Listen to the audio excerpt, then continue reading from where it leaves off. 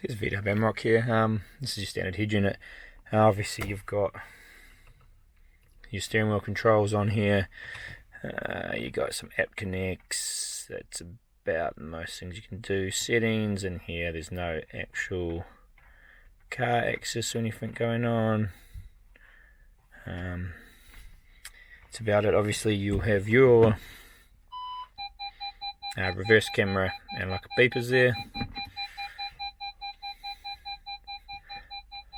And that's about it.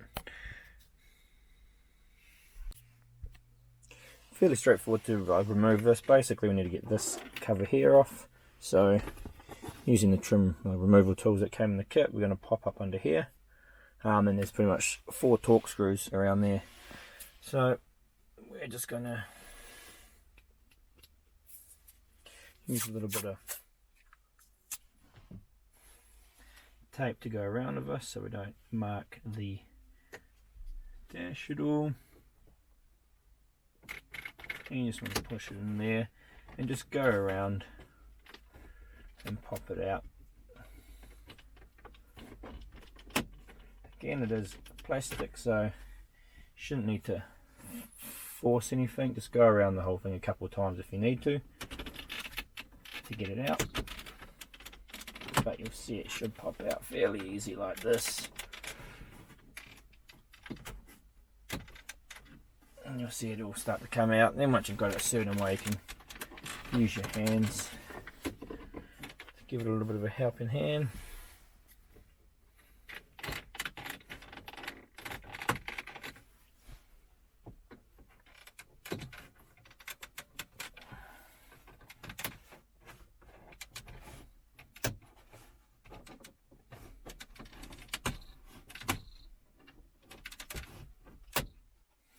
And once they've all popped out, this little part will just slide out like that.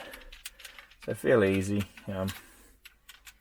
Just obviously make sure just take your time, and you got your 4 torque screws here to take out, and the head unit will come out.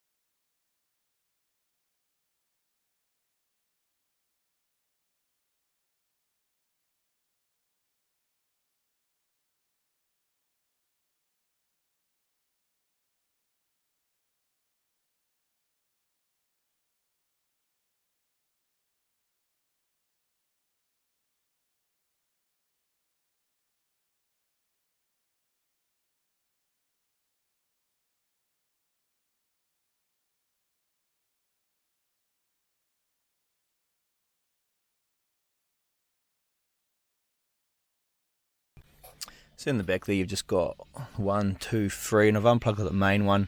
I'll show you that in a second. It just has a little cam lock on the bottom that you press in and pull up to get it up.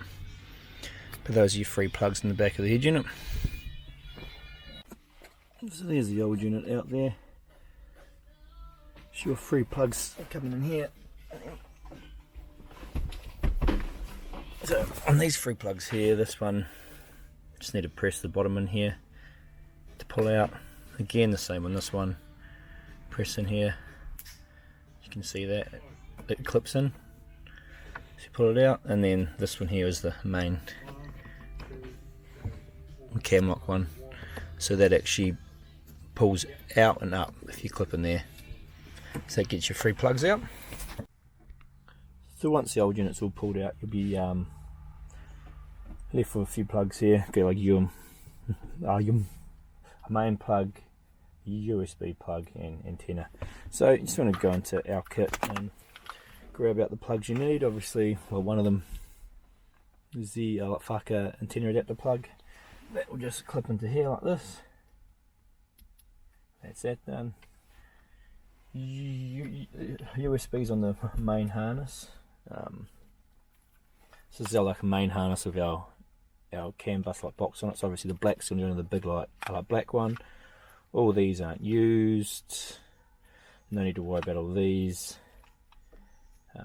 Auxiliary, we can use. If your car has an auxiliary, we can put into our auxiliary in, and this cam in one is going to go into this other grey like 6-pin plug into the purple cam in plug. So like that, that's going to give us a reverse camera. The other wires on here you don't need to sort of worry about. They're if you're going to run a second camera, and that's the one that's going to go into the 4-pin USB. So then again, just taking this through, everything obviously can only go in how it fits in. Give it a good push, close the cam, bring out your 4-pin USB one into here, plug that in, leave all that hanging out, that's fine. Now what we always do is we just grab the head unit and we test it out, because we're trying to make sure everything's going. So the main sort of like 20-pin plug is going to go into the other side here. That's our main plug, auxiliary plugs, a Wi-Fi antenna, a GPS antenna, FM AM antenna. So push it into there. This grey 6-pin goes into your bottom plug here, and obviously FM radio. Whack it all in. Just set it in the dash if you can. Turn the keys on. And what we're checking for is, we want to check that obviously the unit power's on. We have the reverse camera light working, and we have the steering wheel controls working. First time it boots, it'll show us like a logo, and it'll take a little while to boot, but after that, when it boots, it's fast.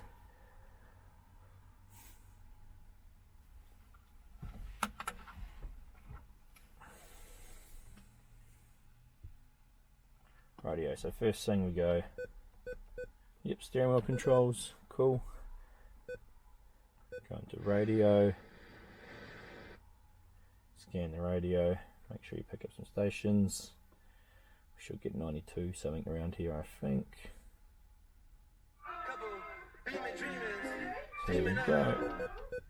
Radio's working, that's fine. You can also see we have the CAN bus information coming up through. Then we go into reverse. You've got your reverse, like obviously like sensors, and your steering wheel working there. Starting strong this morning, Ruby. So that's all good. Now what we can do is we can sort of take that back out and like settle our cables up. So just go through all the cables and like sort of use here. This is the auxiliary, so this will retain like the factory auxiliary here. If we go under here, obviously it's going to plug red to red. Sorry, white to white, red to red. That's going to plug into the one of the auxiliary plugs at the back. So they'll give you auxiliary port or factory one still working. This is our GPS antenna, so you just want to get it so it's only got like a plastic above it and a clear view of the sky. So up under here is going to be fine. So again, peel off the stick.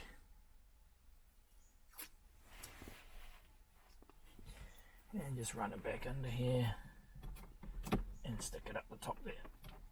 Give it a good push down.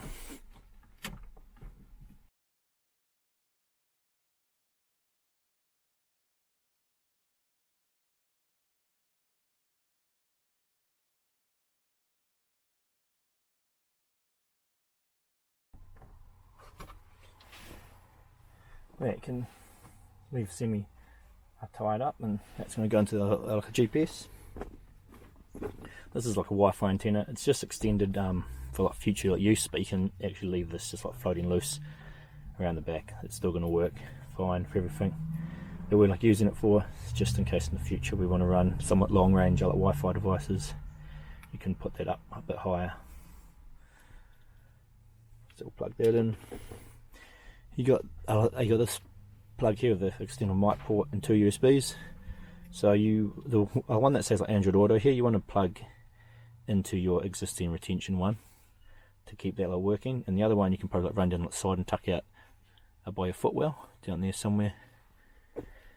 And your third USB, up to you if you want to sort of use this. This is for our sort of extra things we have. You plug like a dash cam into here or like a 4G modem. Again, you can either, but pretty easy to take these ones in and out, so you can just leave it tucked behind the back, or you can again run it down to the footwell glove box. Righto, so that's basically everything hooked up now. So you got your like white plug here that had your 2 USBs on it and your external like mic. We've just actually tucked those down there, and I'll pop them out the bottom down there. A bit dark to see, but yeah, they are down there. You can actually just put your hand down and you'll see where you can fit your hand for the other side to get them out. GPS is up there, our main harness hooked in, our USB retention, which we will actually pull one of these up, the Android Auto one back up, and we'll plug that into here so we keep our Android Auto on the factory USB down here. So I'll do that in a second. Our main harness here all hooked up to the auxiliary brown plug and the camera grey 6-pin plug and our FM antenna. So that's basically everything hooked up apart from our Wi-Fi antenna, which will screw on and leave floating loose, and the third USB port, which will also leave just floating around the back here. Alright, so that's everything hooked up. So we'll go and put the unit in, and again we'll set it in there and test everything before we put it in again. These auxiliary plugs can only plug where they can go into. A smaller plug could go into a bigger pinhole, so just obviously make sure the amount of pins match up.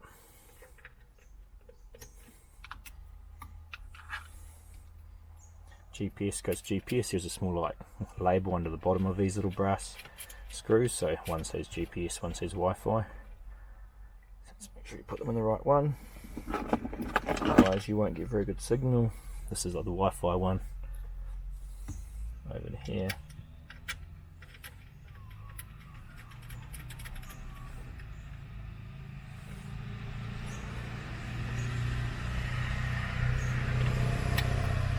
Auxiliary. Just put a bit of tape around all of them to tidy them up a bit. Obviously always double check everything's going to go in. That's your main plug, FM antenna, and our main plug here.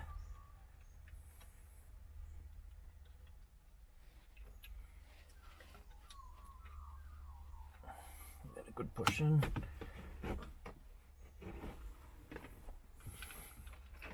And then everything can just tuck back behind the unit as it slots back in.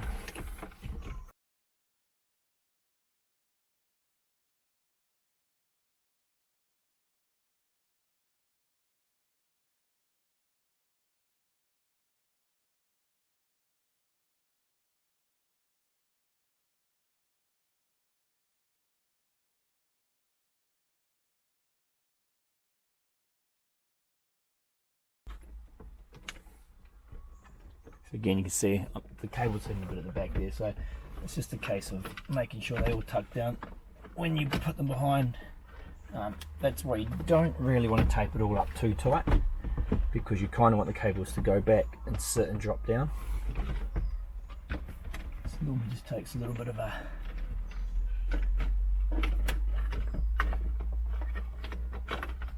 pushing down and fitting around. There's actually a big hole in these ones, which is the hole you put your hand down to put your USB plugs in, which you can get down to obviously. Put the unit in.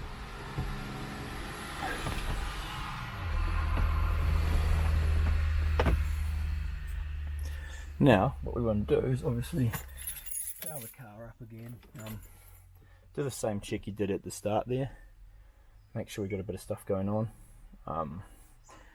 So you want to check steering wheel controls, put it in reverse, and sound, and radio. That's just a quick check you always do, because it's better than putting it all back together and being like, oh whoops. So, working, reverse working all good. Got your sound coming through. So that's all good like that, and then you can go, I'll put it in properly. And your screws obviously go back in where they come out. All those wires there, you just need to push down. You'll see when you're doing this, there's like a little cavity behind here where they can actually all fit into. So you just need to make sure they all push down, because obviously the unit wants to pretty much sit on top of all the wires.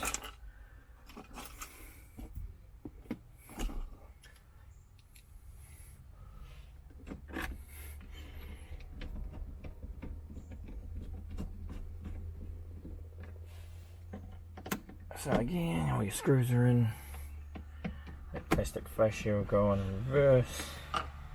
First time we just like to go around a couple of times, because obviously you don't want to over tighten these too much. Then we get this here, obviously this is going to clip back on.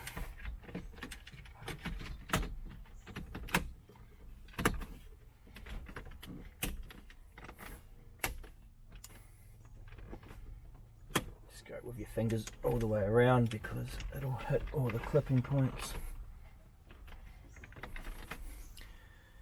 And there it is all there.